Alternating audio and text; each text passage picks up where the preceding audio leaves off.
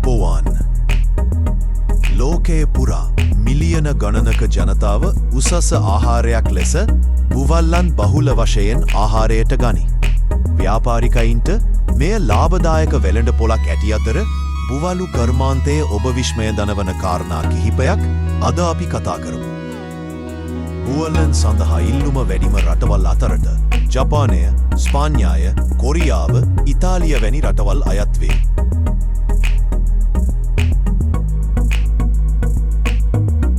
එහිදී බුවලු බිත්තර ලබා ගැනීම ක්‍රම දෙකකට සිදු කළ හැකි අතර ඇතැම් ආයතන මේ ක්‍රම දෙකම භාවිතා කරයි. බිත්තර සජීවි සතුන්ගෙන් ලබා ගැනීම හා යම් ආයතනයකින් ලබා ගැනීම වෙනි. ගැහැණු බුවල් බිත්තර ගමන විට එකවර බිත්තර 10,000ක් පමණ දමයි. මෙම බිත්තර පැටවුන් ලබා ගැනීම කාලය මාස 1-2 අතර පැටවුන් එළියට එයි.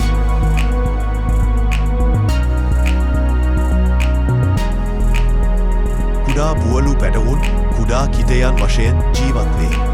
ආහාර වශයෙන් කුඩා ක්‍රමින් ලබා දෙන අතර සැහැල්ලු ජලයේ ජීවත් වේ. තවද බුවලු පැටවන්ගේ ජීවිත රැඳී තිබීමේ ප්‍රතිශතය 10% වේ.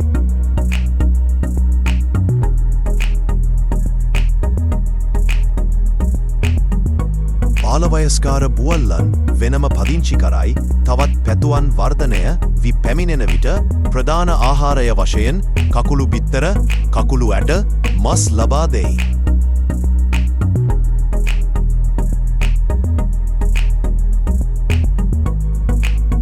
මෙම සතුන් වර්ධනය සඳහා මාස 6-9ක් පුරාවත පෝෂණය කළ යුතුය. මෙම සතුන් වර්ධනය සඳහා සහ හොඳ අස්වැන්නක් ලබා ගැනීමට ජලයේ උෂ්ණත්වය, අම්ලතා, ඔක්සිජන් සතියකට වරක් පරීක්ෂා කළ යුතුය. රෝග ඇති වූ ජීවීන් වෙන් කර ක්වොරන්ටීන් කරයි.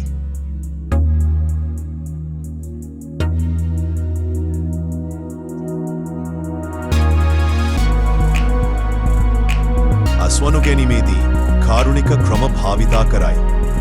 සත්වයින්ට වේදනාවක් නොයන මරණයක් ගෙන එමට ගොවියන් කටයුතු කරයි. සීතල කම්පනය හෝ අයිස් කිරීමක් මගින් වේදනාව අඩු කෙරේ.